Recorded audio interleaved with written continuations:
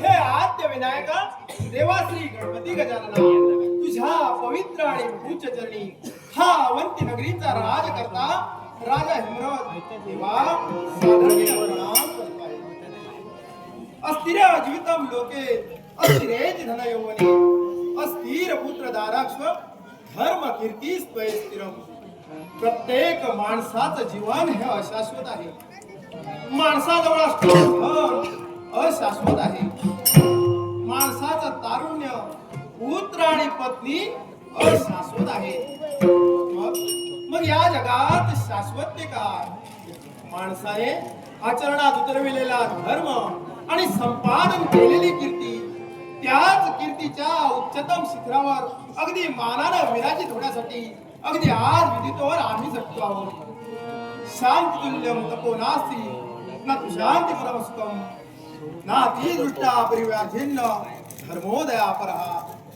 क्षमेसारखा तप नाही, दयेसारखा धर्म नाही आणि तृषेसारखा महारोग नाही.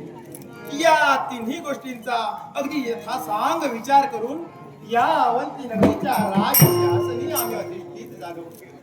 ज्याने या अवंती नगरीचा दैदिप्यमान किरीट आमच्या मस्तकी प्रदान करण्यात आला, तर दिनापासून लेखणी अर्पणी आणि लगाम हिराण्याचे सूत्र हाती धरून या लाख प्रजेला न्यायदान करण्याचं कर्तव्य आम्ही करत आलो आहोत.